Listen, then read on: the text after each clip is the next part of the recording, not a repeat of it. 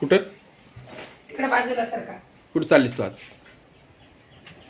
3 दिवस झाले आज मोर राहिले मला. 3 दिवस घुमवायला काय?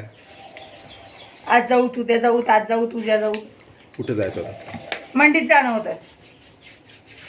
कुठल्या मंडीत?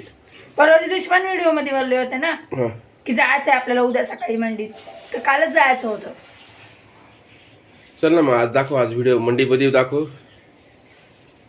मंडीमध्ये दाखव. आणि गुड मॉर्निंग सर्वांना.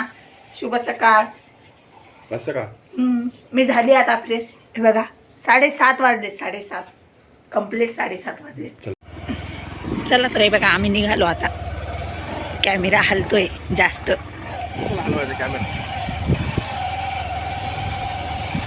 गाडी बोल हाणालच.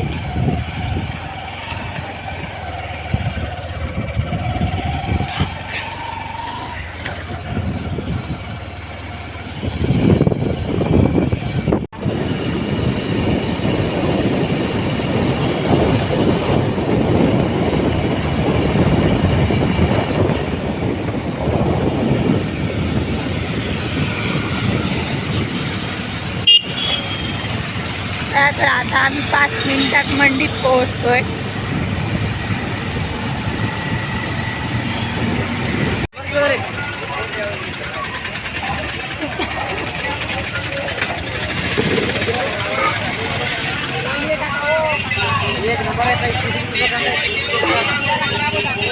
नाही अहो फक्त ना घरी गेला की बस माहिती घे.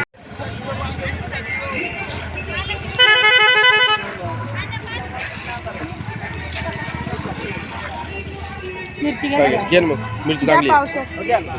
पाऊस किलो अर्धा. पावशेर 30ला अर्धाला.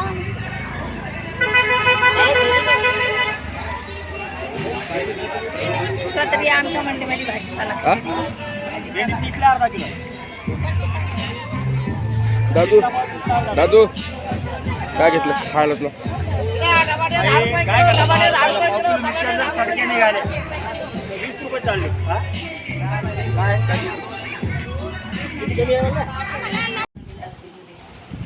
तर आलोय मंडीतून. जरासा आराम करतोय. आणि शुभांगी बघा. शुभांगी कशी करायली. शुभांगी टरबूज खाल्ला आता. हो मी खाल्लं का टरबूज? मी खाल्लंय. हा मी चहा घेतला. हे बघा चहा घेतला. मला तर माहिती आहे. भाजीपाला आणला. वाटीने घेते.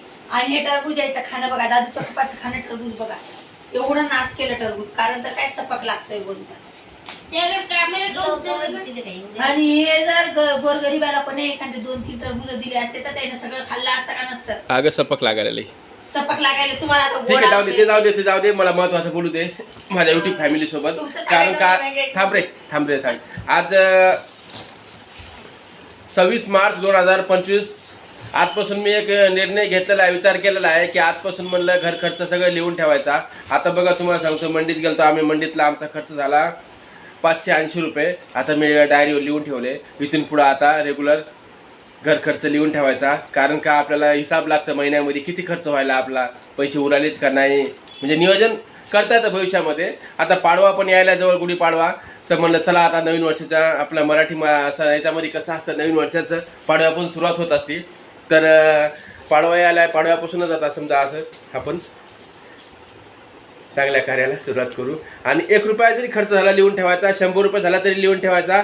आणि 1000 रुपये झाले तरी लिहून ठेवायचं. शुभांगी कशी बघायला लागली पहा माझ्याकडे. माझं म्हणणं लिहून ठेवा तुम्ही. हा, लिहून ठेवण्याबद्दल नाहीये. लिहून ठेवावंच लागेल. पैसे द्यायचे असा घरी आणून नाश करायचं होते एखाद्या. ते जाऊ दे. पण तुला सांगायला मी आजही लिहिणं आहे उद्या लिहिणं आहे. मी सांगू राहिलो तुम्हाला. आजही खर्च कमी करणे उद्याही खर्च कमी करणे. अशा वस्तू आणून सनी आदर खाणं नाहीये. हा ते जाऊ दे. काही बी असू दे. ते झालं असं ठीक आहे. पण खर्च लिहणं हे सगळ्यात प्रत्येक परिवाराला खूप महत्वाचं आहे. मीच नाही माझ्याकडे हा व्हिडिओ बघून बरेच लोक पण लिवायला सुरुवात करते. आणि घर खर्च तुमच्यासारखं नाश करत नाही तेवढा टरबूज. हा हो दे. काय होत नाही. ते सपक निघालं म्हणून खाल्लं नाही.